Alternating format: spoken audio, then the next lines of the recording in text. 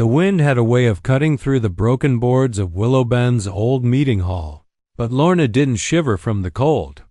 She shivered because today the town had decided her future. She stood in the center of the room, small hands clasped so tightly they hurt. Her worn dress mended more times than fabric should allow fluttered around her ankles as she tried not to cry. Her father was gone, the ranch lost, and she had no family left to speak for her. On the frontier, loneliness didn't just ache, it killed. And so the council had done what they thought practical. They had chosen a husband for her. The door creaked open, and every head turned. Calder Hayes filled the doorway like a shadow that didn't belong to any man. Broad shoulders brushed the frame. His hat dipped low, hiding eyes people said could freeze a rattler mid-strike. Dust clung to his coat, and the weight of silence followed him the way heat clung to the desert. Lorna drew in a sharp breath. He was too big, too tall, too strong, too everything. Calder slid his hat off slowly, respectfully, before stepping inside. The floorboards groaned beneath his boots as he walked toward her, not quickly, not threateningly, just steadily. With each step, Lorna felt the tremble in her spine tighten. Mayor Ricks ushered him forward with a nervous cough. Calder, you understand the situation. The girl's alone.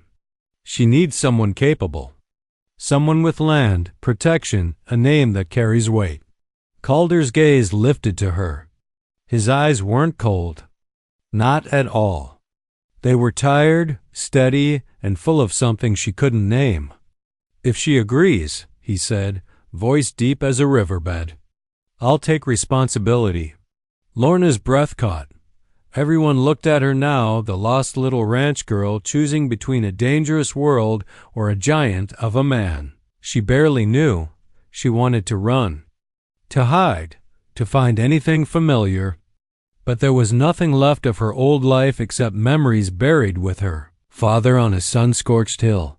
The mayor pressed gently. Child, you need a home. Calder took another step toward her, and something unexpected happened. He shrugged off his long, heavy trail coat. It fell across his arm like a blanket meant for winter storms. Without touching her, he set it carefully around her shoulders. It drowned her instantly.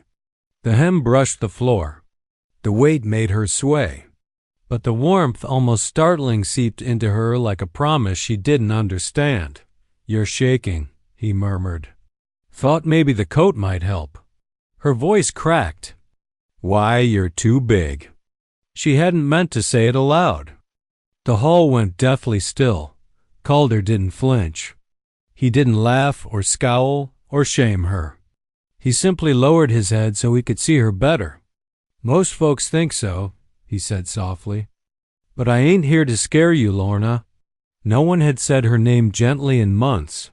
The trembling in her hands got worse. Not from fear now, but from the sudden, confusing surge of something else, something like safety and danger all tangled together. If you don't want this, Calder said, say so. I won't force a thing. The townsfolk exchanged glances. A man like Calder refusing power? That alone spoke volumes. He straightened, waiting silent, patient, unmovable as a mountain. Lorna looked down at the coat, swallowing her small frame. It smelled faintly of pine smoke and leather, of cold nights and campfire warmth. She imagined what life beside him might be, isolated but protected, intimidating but steady, full of shadows but maybe full of shelter too. Her voice barely rose above a breath. I accept. Something in Calder's chest shifted, relief, maybe, or a vow settling into place. He nodded once. Then I'll take care of you, Lorna, starting now. And as his shadow fell across her, she understood her life had changed forever. And without turning back, the wedding was arranged faster than Lorna could catch her breath. By late afternoon, the small whitewashed church at the edge of Willow Bend filled with whispers. Not one person came out of love for the bride or groom, only curiosity, shock, and judgment. Calder Hayes, the silent giant of the frontier, marrying the smallest, shyest girl in town? It made for good gossip, and the town fed on gossip like hungry wolves. Lorna stood near the altar, the borrowed dress clinging stiffly to her frame. Her hands twisted together again and again, as if trying to wring out the fear living in her bones. Every whisper pricked her ears. Poor little thing, should disappear under that man. It's practical, I guess. He ain't ever had a woman. Maybe no one else would take her. She wished the creaking floorboards would open and swallow her whole. Then the church doors opened. Calder stepped inside dressed in his cleanest shirt, sleeves rolled to his forearms, revealing strength that seemed carved from stone. He moved with the quiet of a man who had spent too much time alone and not enough time learning how to belong. Every whisper stopped. Lorna's heart thudded painfully. He was overwhelming, physically and in presence. The lamplight caught the rough scars on his knuckles, the weather-worn skin, the set of his jaw that could have been chiseled from the frontier itself. He walked down the aisle not with pride, not with swagger, but with a controlled stillness that said he didn't want to frighten her more than she already was. When he reached her, he removed his hat, holding it respectfully against his chest. His voice dropped low so only she could hear. "You can breathe, Lorna," he murmured. "Nobody here can touch you now." The words should have comforted her. Instead, her breath caught, her eyes gliding nervously up to his. He was so close. Too close, and yet not cruel, not demanding. The pastor cleared his throat. "We begin." Lorna's gaze dropped to the wooden floor. She counted her breaths, one shaky inhale at a time. Calder stood at her side like a wall, solid, unyielding, and enormous. The contrast between them felt almost absurd. When it came time for vows, the pastor turned to her first. "Do you, Lorna Hart, take Calder Hayes?" Her voice trembled. Every eye drilled into her. Her fingers curled into the sleeves of Calder's oversized coat, still wrapped around her. She swallowed hard. "I do." A rustle moved through the church, half surprise, half pity. Then the pastor turned to Calder. "Do you, Calder Hayes?" "I do." The words came out instantly, steady as the ground beneath them. The pastor blinked. He had expected delay, hesitation, something. But Calder's certainty was absolute. "With the power vested in me. You are husband and wife." Lorna didn't feel married. She felt like she'd been pushed from one life into another without touching the ground in between. Calder turned to her slightly, as though afraid sudden movement might startle her. "Lorna," he said gently, "may I?" She didn't know what he meant until he lifted the coat from her shoulders and draped it more securely, protecting her from the stairs. Her breath hitched. "You're too big." She whispered again, voice barely there. This time he closed his eyes briefly, as if the words hurt more than she knew before he answered softly, "I'll move slow. I'll be careful. You got my word." The church held its breath. No kiss followed. He didn't reach for her. He didn't even touch her hand. Instead, he simply said, "Let's go home, wife," in a voice deeper than any vow. And with the entire town watching, Lorna stepped beside the man everyone feared, still trembling, still unsure, but bound to him by a decision that could shape her entire destiny. "You said." The wagon wheels rattled over the dusty trail as Calder guided Lorna away from town and toward the life that was now hers. The wind was dry, carrying the scent of mesquite and faint smoke. Evening settled over the land, turning the sky a bruised purple. Lorna sat beside Calder on the wagon bench, small and stiff, her hands clutching his coat around her shoulders like armor. Calder kept his gaze forward, giving her space, as though even looking at her might overwhelm her. She risked a glance at him. His jaw was tight, not in anger but in concentration. The reins rested lightly in hands that looked capable of snapping wood in half, yet they held the leather with surprising gentleness. He never once brushed her, not even accidentally. That frightened her and soothed her at the same time. When the ranch finally came into view, Lorna's breath stalled. It wasn't large or fancy. It was rugged, weathered, shaped by storms and sun.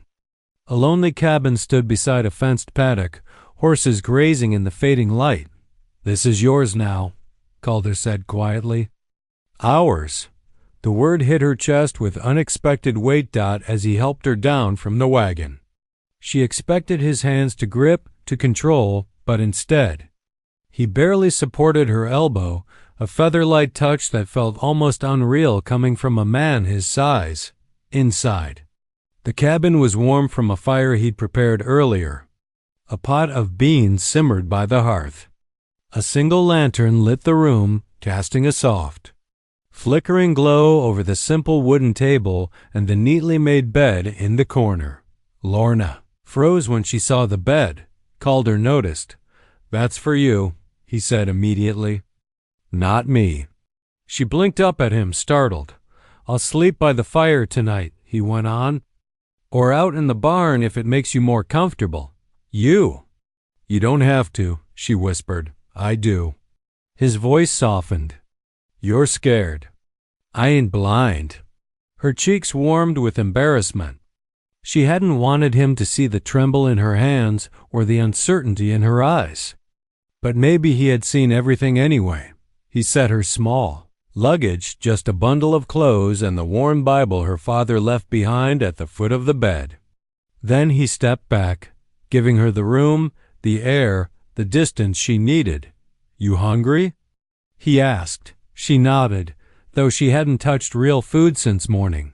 He served her carefully, sliding the bowl across the table instead of placing it directly in front of her, like he feared coming too close as she ate.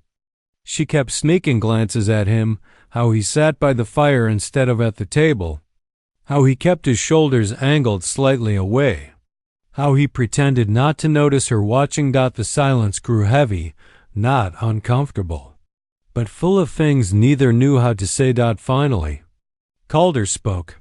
"I know what folks say about me," he said, eyes on the fire. "Too big, too quiet, too rough. I ain't good with people. Never learned how to be." Lorna lowered her spoon. "I didn't mean to hurt you," she whispered. He looked over, not angry, just tired. "You were honest. That's all." She swallowed hard. I thought you might expect things tonight, as my husband." Calder blinked, stunned that she'd voiced it. Then he stood, approached slowly like approaching a skittish horse, and knelt beside the fire again, putting more distance between them instead of less.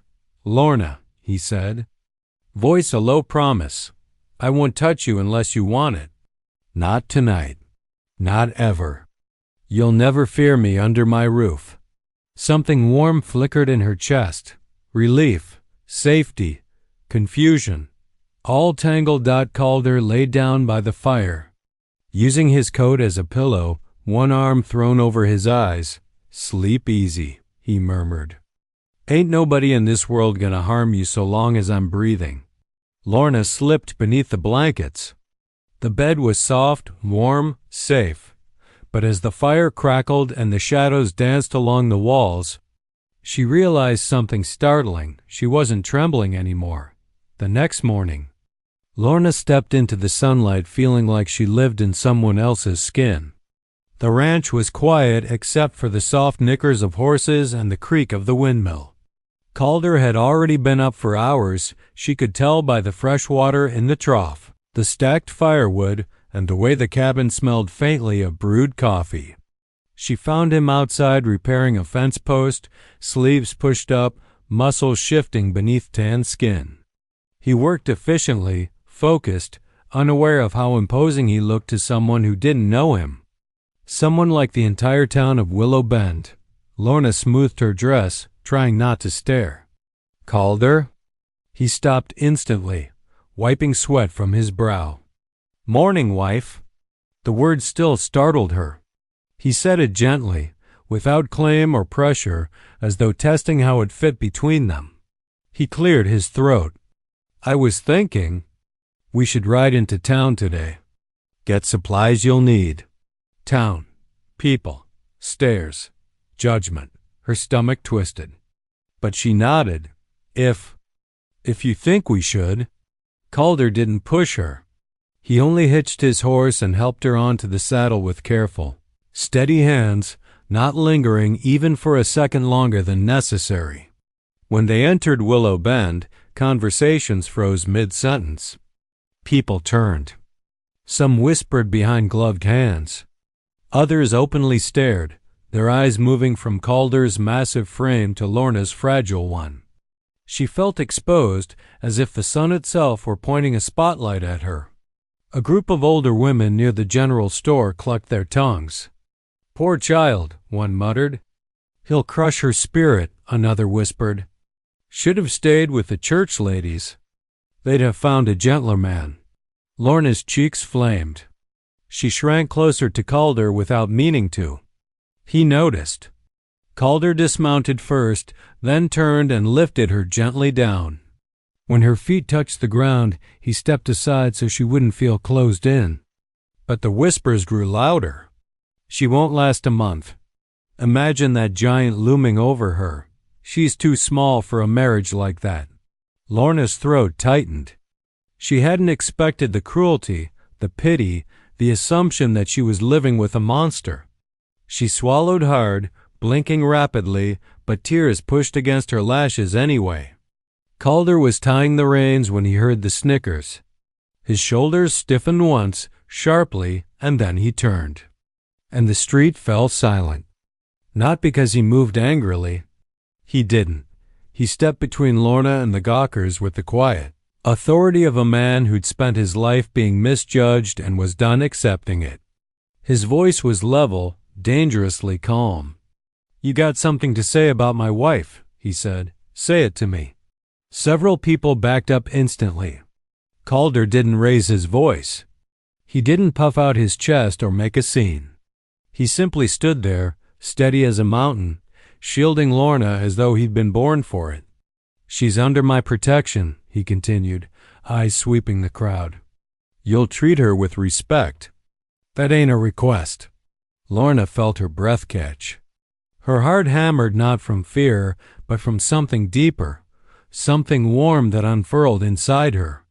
Everyone knew Calder Hayes was strong, but seeing him defend her with restraint, not violence, with dignity, not fury, shifted the ground beneath her feet. A younger woman in the crowd, braver than the rest, cleared her throat. "Lorna, dear, are you all right, truly?" Lorna looked from the woman to Calder. His jaw was tight, but his eyes were worried. Afraid he'd embarrassed her. Afraid he'd scared her. And in that moment, something clicked inside her. She stepped out from behind him, small, trembling, but firm. "I'm fine," she said softly. "Calder is good to me." A murmur rippled through the crowd. Calder turned sharply toward her, eyes flicking with something like surprise, maybe even relief. He didn't speak again. He just placed his hat back on his head and offered her a small nod, a silent thank you. But as they walked toward the store together, Lorna realized something undeniable. She no longer feared the giant cowboy at her side. She feared losing the safety he gave her. And that was far more dangerous to her heart than any whisper the town could throw. The sun was dropping low behind the mesas when Calder guided Lorna back toward the ranch, their wagon heavy with supplies. The road was quiet, too quiet. Even the cicadas seemed to hold their breath. Calder kept scanning the horizon. His posture shifted, shoulders tightening just a fraction. Lorna noticed immediately. "Is something wrong?" She whispered. He didn't answer at first. He flicked the reins lightly. Eyes narrowed toward a stand of juniper trees ahead. "Keep close to me when we stop," he finally murmured. "Don't wander, not even a step." The warning prickled across her skin. They weren't far from the ranch when Calder pulled the wagon to a slow halt. The horses tossed their heads, anxious. Wind whistled through the dry grass, but nothing else moved. Then a rustle. A glint of metal.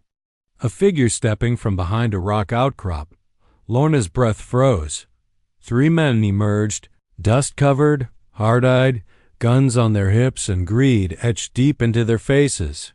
She recognized their leader instantly, Warren Pike, a land grabber who'd been harassing ranchers for months, trying to force them off their property, and Pike had a grin that made Lorna's stomach turn.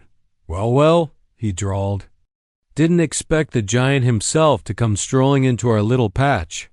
Calder didn't move. Didn't reach for his gun. Didn't provoke. He simply stood between Lorna and danger, his body a wall she could never have climbed even if she tried. What do you want, Pike? Calder asked, voice flat as dry earth. Your land, same as always. Pike shrugged. Heard you went and got yourself a wife. Sweet little thing, isn't she? Lorna flinched. Calder's jaw locked. Pike smirked. Town says she's scared half to death of you. Funny how she looks even more scared now. Lorna reached unconsciously for Calder's coat sleeve, just a tiny brush of her fingers, accidental, pleading. Calder didn't look back, but she felt the shift in him. A silent promise tightening like a drawn bowstring. You're not taking my land, he said quietly. You're not touching my wife. Pike laughed. We'll see about that. He gestured to his men. It all happened fast. One man lunged toward Lorna. Calder moved before she could scream, his entire body pivoting, sweeping her behind him, his arm wrapping protectively around her waist. The force of the motion nearly lifted her off her feet. A gunshot cracked. Dust exploded beside Calder's boot. Lorna gasped. Calder shoved her toward the wagon wheel. Stay down, he barked sharp with urgency. Not anger. Then he turned back to the attackers. Pike raised his gun again, and Calder lunged, using his body as a shield, taking the hit to his shoulder instead of allowing the bullet to reach Lorna. She cried out, hands flying to her mouth. Calder staggered but didn't fall. The giant of a man stayed upright through sheer will. His eyes burned cold, focused, unbreaking. You made a mistake, he growled. With a single, powerful movement, he disarmed the nearest attacker, wrenching the gun from his hand and tossing it into the dust. A swing of his fist sent the man collapsing. Pike cursed and retreated, realizing he'd underestimated the wrong man. Another shot fired into the sky, warning from a ranching neighbor who'd seen the commotion and galloped over. The reinforcements were enough to send Pike and his men scrambling back into the rocks. Swearing revenge but fleeing all the same, silence returned, sharp and cutting. Lorna crawled out from behind the wheel and ran to Calder. Calder, you're hurt, he blinked, breath heavy but steady. It's not bad, he muttered, but she saw the blood seeping through his shirt, the way he held his arm, the grit in his jaw as he tried not to frighten her. You shielded me, she whispered, voice breaking. You put yourself in front of a bullet. He met her eyes vengefully, openly, and the rawness there stole her breath. I'd take 100 more, he said gruffly, before I'd ever let harm come your way. The world felt suddenly too small for the rush of emotion inside her. Fear, gratitude, and something deeper she didn't yet have a name for. The giant cowboy she once feared had nearly died for her, and Lorna knew this wasn't just protection. It was devotion. Quiet and fierce as the desert wind. Night settled over the ranch like a heavy quilt, the sky stretching wide and star-cold above the cabin. Lorna guided Calder inside with shaking hands, her heartbeat still running wild from the ambush. He tried to downplay his injury with that stubborn silence of his, but every time his breath hitched, she winced. Sit, she whispered. Calder didn't argue, only lowered himself into the wooden chair by the fire.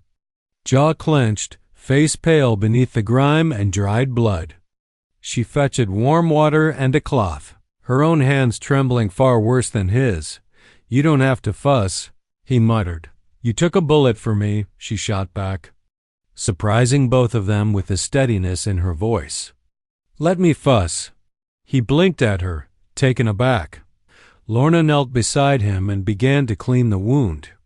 When the cloth touched his skin, Calder sucked in a sharp breath, not from pain, she realized, but from the shock of her nearness. "I'm not hurting you, am I?" she asked softly. "No," he said quickly. "Just ain't used to anyone tending to me." She dipped the cloth again, relieved to see the bullet had only grazed him. "Painful, yes. Dangerous, no. You've done this before," she said quietly. "Been hurt like this, more times than I care to count." His voice was rough, but not cold.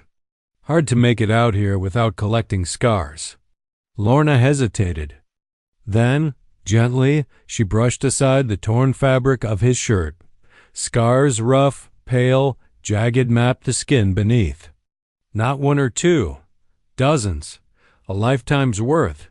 Her breath caught. "People see your size," she whispered, "and they think you're dangerous." She looked up, her eyes meeting his. "But they don't see this. They don't see what you've survived." Calder swallowed hard. "Lorna?" His voice cracked. "Don't look at me like that." "Like what?" "Like I'm worth something." The words stabbed deep into her heart. She reached for his hand slowly, giving him every chance to pull away. He didn single quotes to dot her small fingers wrapped around his rough, calloused ones. "You are worth something," she whispered. "To me." His eyes fell closed, a tremor passing through his shoulders. When he spoke again, it was softer than she'd ever heard. "You said I was too big," he murmured. "And maybe you were right. Folks been afraid of me my whole life. I got used to keeping my distance. Easier that way." Lorna squeezed his hand. "I wasn't afraid of your size," she said. "I was afraid of all of it. Losing everything. Starting again. Needing someone." Her voice wavered. "Needing you." Calder's eyes opened, slow and raw. Like a man seeing dawn for the first time after years in darkness, he lifted his uninjured hand hesitantly, almost timidly, and brushed a piece of loose hair from her cheek. His fingers didn't linger. They barely touched her skin at all. "I never meant to scare you," he whispered. "And if you ever want space or time or anything, I'll give it. I'll go as slow as you need." Lorna's heart thudded painfully, sweetly. "I don't want you to go slow because you think you frighten me," she said. "I want you to go slow because I want to feel everything as it happens." Calder's breath hitched. The fire crackled softly, shadows dancing along the cabin walls. Still holding his hand, Lorna leaned forward and pressed her forehead gently against his shoulder close enough to smell the warm leather, the dust, the faint scent of pine smoke that clung to him. He froze, then exhaled, long and unsteady. "Lorna!" He whispered into her hair. Not a question, not a plea. Just her name, soft, reverent, as though saying it might break him. They stayed like that. The wound forgotten, the fear forgotten, wrapped in a fragile tenderness neither understood but both desperately needed. And for the first time since their wedding, Lorna wasn't just unafraid of the giant cowboy. She was choosing him on purpose, with an open heart, and with every trembling breath she had. The night air had a bite to it, but Elias hardly noticed. He sat near the dying embers of the campfire, his thoughts restless and tangled, haunted by the memory of the widow's whisper. Her voice, barely audible in the darkness, had carried a name that shook him to his core. Clara, his late wife's name. No stranger could possibly know it, and yet she had spoken it as if drawn by some invisible force. He glanced at Mara, the young widow, curled up on the bedroll beside his horse. She slept fitfully, tossing slightly, eyes fluttering beneath closed lids, murmuring sounds he could barely catch. Something about the way she had pressed herself close to the horse last night unsettled him. It was almost as though she instinctively sought protection from the animal, or from something unseen in the dark and now watching her. Elias felt a chill creep along his spine. When the first light of dawn stretched across the horizon, gold and fragile, he was already awake. He stoked the fire until it glowed and brewed a small pot of coffee, savoring the silence before she awoke. Mara stirred as the warmth touched her, blinking rapidly, alert yet unsure. She accepted a tin cup of warm water he offered, her small hands trembling around it. "Rough night?" he asked quietly, not wanting to startle her. She nodded, her throat tight. I dreamt again." The words struck a nerve deep in him. He swallowed, forcing himself to ask the question that had burned in his chest since he heard the whisper.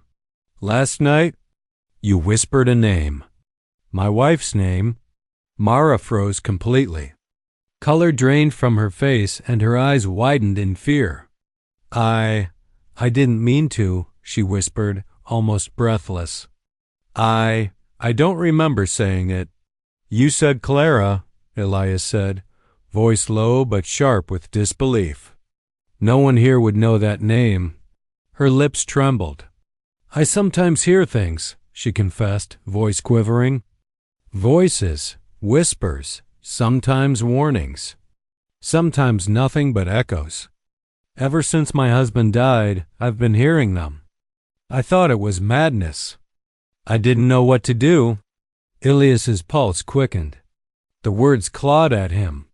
"Last night, you heard a woman?" "Yes," she said.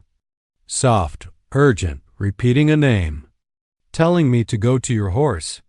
That he would protect me. I didn't understand, but I followed." Her voice cracked. "I was scared, but I went anyway." Elias's hands tightened on his knees. The horse beside him flicked its ears nervously, sensing his tension. There was no way this could be coincidence. Not the name, not the instructions, not the fear that had guided her. Mara hesitated again and lifted her sleeve to show a small, circular scar near her wrist. "It appeared after one of the dreams," she whispered. "I woke up and it was just there." Elias stared. His breath caught. The mark identical in shape, the same pale circle, was the very scar Clara had carried from the campfire accident that had left her burned as a girl. He stepped closer, unable to tear his eyes away. "Where did it come from?" he asked softly. Mara shook her head. "I don't know. I don't know what's happening to me." He didn't answer. Words failed him. Instead, he simply sat beside her, the fire crackling between them, and told her about Clara, her kindness, her laughter, the tragedies she had endured, the moments of joy that had made her unforgettable. Mara listened, tears sliding down her cheeks as if she had lived fragments of that life herself, and as they sat in the quiet, something shifted. Elias felt a fragile connection forming between them, strange, unexpected, yet undeniable. Somewhere in the shadowed trees, a figure watched them. The man who had been tracking Mara for days now had a new problem. She was no longer alone. She was under Elias's protection, and he would stop at nothing to reclaim her. The sun had just begun to dip below the horizon, painting the sky in bruised purples and golds, when Elias and Mara reached the small clearing near his cabin. The air was tense, electric, as though the desert itself held its breath. Mara's steps were cautious, yet she no longer trembled with the same fear she had felt the night before. She walked beside Elias, feeling a strange sense of safety in the shadow of the man who had once startled her, who had once seemed too big, too imposing, too unknowable. "Are you sure he won't follow us here?" Mara asked quietly, glancing toward the distant tree line where shadows clung like cobwebs. Elias's jaw tightened. "I don't know. But if he does, he won't touch you, not while I'm breathing." His voice was low, steady, carrying a weight that settled over her like a shield. They reached the cabin, and Elias's hand went to the latch of his door, slow and deliberate, as if every movement mattered. Mara hesitated, then stepped inside, brushing the dust from her skirts. The cabin smelled of pine smoke and warm earth, and for the first time, she felt like she belonged somewhere, even if only temporarily. Elias moved behind her, scanning the surroundings with sharp eyes. Mara realized that his protective stance was instinctual. He didn't have to speak for her to know he would act without hesitation if danger came. Suddenly, a rustle broke the quiet. Mara froze. Elias's hand went immediately to the rifle resting near the hearth. Out in the fading light, the shadow of a man slipped between the trees, someone watching, waiting, calculating. "Stay inside," Elias said, his voice steady but low, filled with authority. "Don't move." Mara obeyed, pressing herself against the wall, heart hammering. She could hear Elias's heavy boots on the wooden floor as he moved to the door. Through the small window, she saw him raise the rifle, aim, and then pause. His eyes narrowed. The intruder hadn't expected him. "Go back," Elias said calmly, but the words carried the weight of a warning no one could ignore. The figure hesitated, then turned, melting back into the shadows. Mara exhaled shakily. She had never felt such a mix of fear and awe. The man she had once trembled before, the giant, imposing cowboy, had just proven that no threat would ever touch her if he could prevent it. And more than that, she realized she trusted him completely. Elias returned to the cabin, setting the rifle down. His shoulder grazed hers as he passed, a touch so brief it could have been accidental, but Mara felt the warmth of it linger. "You're safe now," he said, voice low, almost intimate. "Nobody's coming for you tonight. Nobody will." Her chest tightened. I trust you," she whispered. "Completely." Elias's gaze softened, a rare tenderness flashing in eyes usually reserved for steel and calculation. "That's all I needed to hear." They settled near the fire, the day's tension slowly melting away. Mara dared to meet his eyes fully, seeing in them not the giant she had once feared, but a man capable of extraordinary gentleness and fierce loyalty. In that moment, she understood something vital. Her life, once fragmented and haunted by loss, now had a protector, a partner, and perhaps something even more, a kind of home she hadn't believed she deserved. The shadows deepened around them, but inside the cabin, light and warmth remained. Mara reached out, resting her hand lightly on Elias's. He didn't pull away. For the first time, she allowed herself to relax completely, to lean into the presence of the man who had claimed her not with force, but with devotion. And Elias, in turn, realized that the woman he had rescued, guided, and protected this fragile, resilient soul was no longer just a responsibility. She had become a companion, a spark in a world he thought had long lost its light. Outside, the wind whispered through the trees. Somewhere in the distance, danger still lingered, waiting for a chance to return. But inside the cabin, beside the fire, Mara and Elias shared a silent understanding. Whatever came, they would face it together. And in that moment, beneath the fading light of the western sky, they were no longer a frightened widow and a silent cowboy. They were something far stronger, bound by trust, courage, and the quiet claim of hearts that had finally found each other.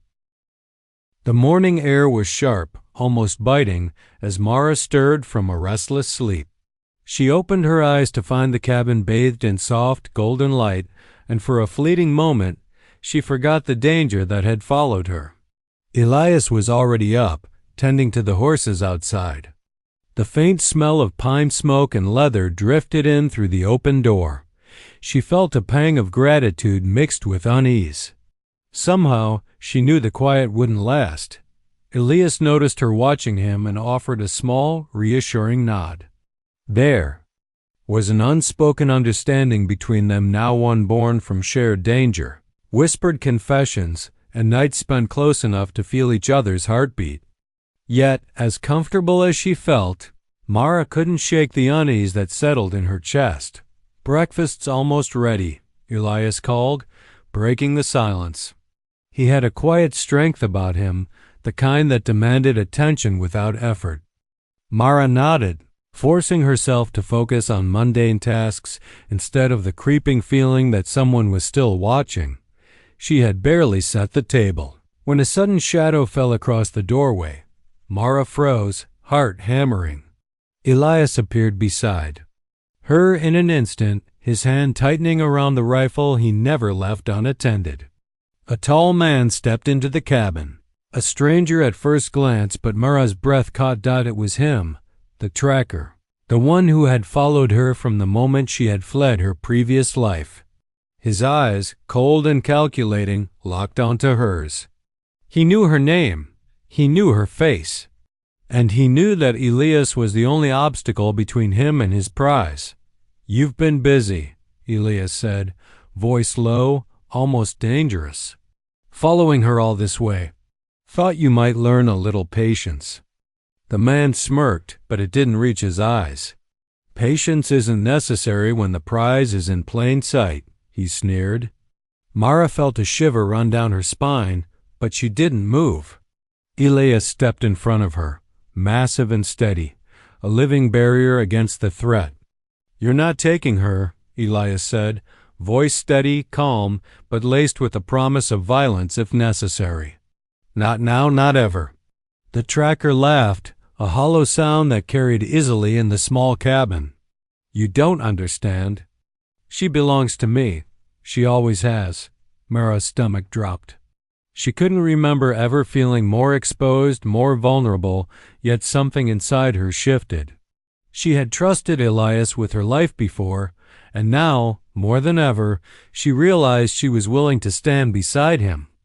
Elias moved closer, his shadow enveloping hers. "No," he said simply. "She belongs to herself now, and I'll make sure of it." The air thickened, tense and almost suffocating. The tracker made a sudden move toward Mara, but Elias was faster, blocking the path, his strength radiating power and control. A brief struggle followed, the kind that could only end with one victor. The intruder stumbled back, realizing he had underestimated the man beside the woman he had hunted for so long. Elias's voice cut through the tension like steel. "Leave now. Go back to the shadows you came from, or you won't walk away." The tracker's expression twisted with frustration, but Mara saw him falter. He measured the impossibility of taking her with Elias standing between them. Finally, he backed toward the doorway, muttering curses under his breath. Then he vanished into the morning light, leaving only dust and the faint echo of his threats behind. Mara sank to the floor, trembling, and Elias knelt beside her, placing a steadying hand over hers. "It's over," he whispered. "For now. You're safe."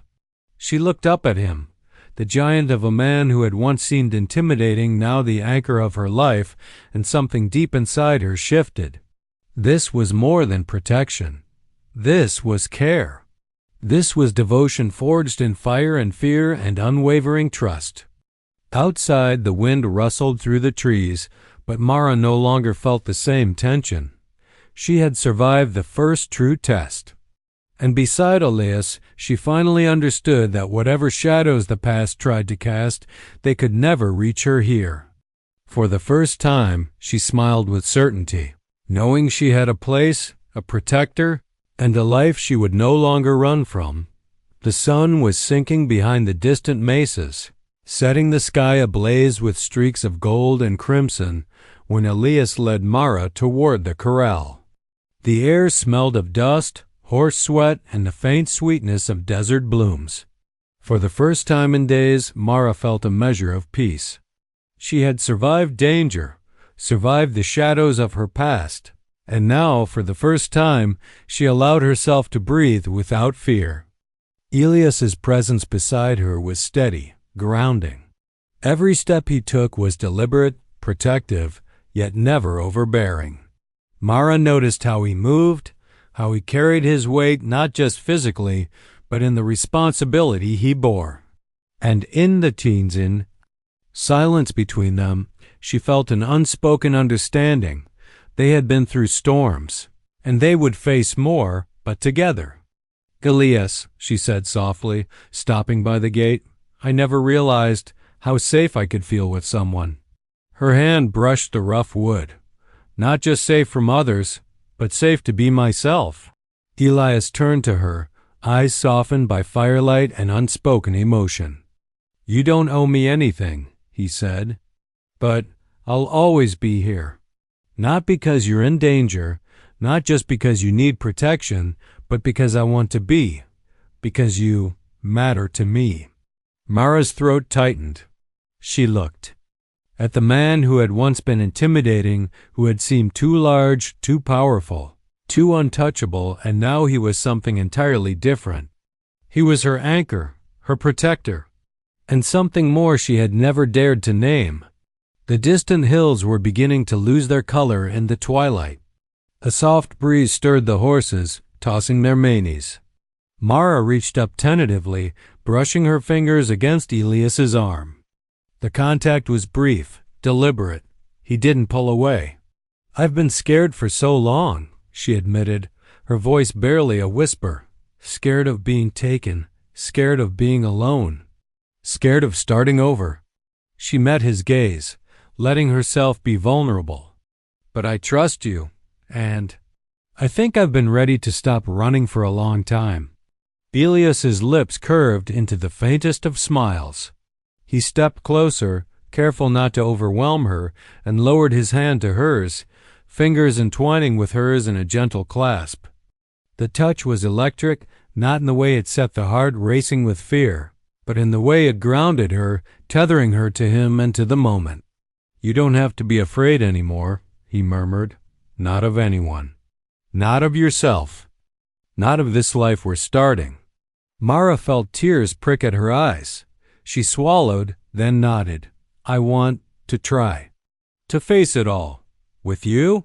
Elias's jaw softened.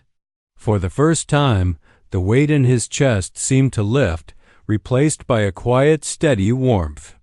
He brushed a loose strand of hair from her face, letting his fingers linger just long enough to convey something words could not. The sky darkened to indigo, and the first stars began to blink awake. Mara and Elias stood side by side, hands still joined, hearts beating in quiet unison. The world beyond the ranch, the gossiping townsfolk, the shadows of Mara's past, even the threats that had stalked her seemed to fall away. There was only the present, only this fragile, steadfast bond that had been forged through trials and whispered confessions and quiet acts of devotion. Elias tilted his head toward her, voice low, almost reverent. "We'll face whatever comes together." Mara nodded, pressing her forehead against his shoulder for a moment, letting herself feel safe, letting herself trust. And in the quiet of the desert night, beneath the endless sky, she realized something profound. She had found not just protection, not just a companion, but a life carved in trust, courage, and the steady strength of a man who would never let her go. For the first time since her world had been torn apart, Mara smiled freely, her trembling replaced by certainty. She was no longer alone, and beside Elias, she knew she never would be again. The stars blinked down silently as if bearing witness to a promise made not of wealth or land or power, but of hearts steadfast and unshakable, bound together by trust, bravery, and the quiet certainty of love finally claimed.